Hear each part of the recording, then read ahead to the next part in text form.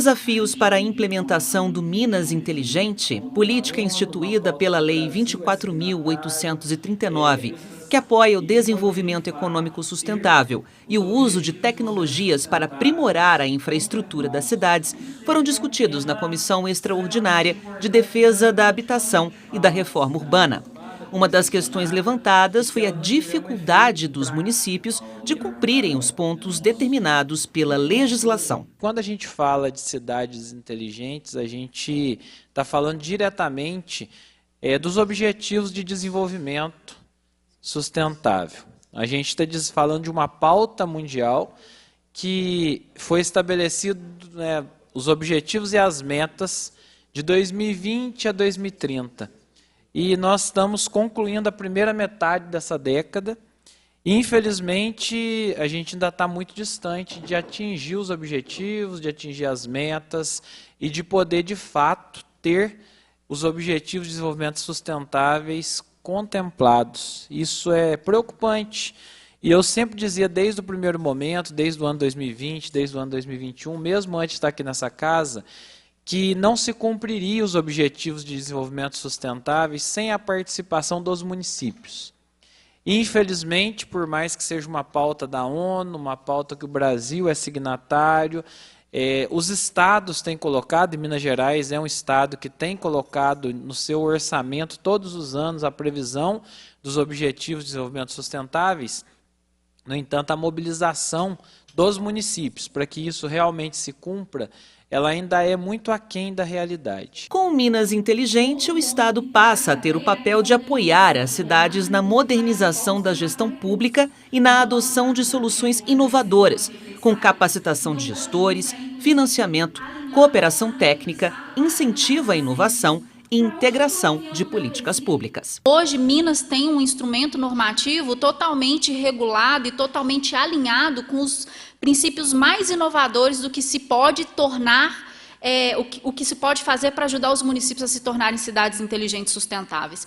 No caso do Minas Inteligente, ele desenvolveu ali, a gente trabalhou 6 eixos estratégicos que a gente acredita que, se colocados em prática, a gente vai conseguir alavancar o desenvolvimento do Estado. Um dos pontos é a questão aqui da governança, de saber onde estamos e para onde vamos. Esse ponto é uma mudança cultural, inclusive, na política pública municipal, porque muitas vezes o gestor chega, ele não sabe nem o que está acontecendo na cidade dele, ele demora ainda um tempo para poder se localizar, e no primeiro ano ele já tem que fazer o PPA, é aquela loucura, e às vezes ele não tinha um norte. Então, hoje a lei, o Minas Inteligente, dá esse norte metodológico para ele, fala assim, olha, segue os objetivos do desenvolvimento sustentável, que é uma metodologia internacional, validada, e que inclusive vai abrir portas para captar recursos. Júnior Torres, prefeito de Brasópolis, no sul de Minas, trouxe um exemplo de ação em andamento no município, pautada no desenvolvimento sustentável. Nós temos hoje lá o Laboratório Nacional de Astrofísica, depois o deputado pode falar, ele esteve lá visitando,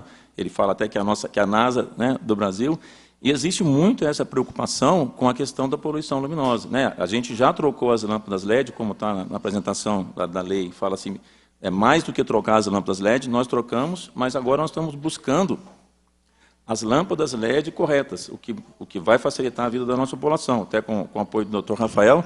Então, são vários assuntos que a gente quer trazer pela prefeitura no turismo, que a cidade vai se transformar numa cidade turística, mas que a gente tem que fazer toda ela certinha, toda correta, toda seguindo as leis. Então, é essa a nossa visão, como gestor, para que a coisa aconteça da forma correta. O advogado Rafael Rodrigues Ferreira, que atua na área do desenvolvimento sustentável, destacou que o Minas Inteligente reconhece o protagonismo dos municípios na Agenda 2030 da ONU. O Minas Inteligente, ele reconhece, antes de tudo, o protagonismo dos municípios para o desenvolvimento de políticas públicas municipais voltadas ao alcance dos objetivos de desenvolvimento sustentável da Agenda 2030.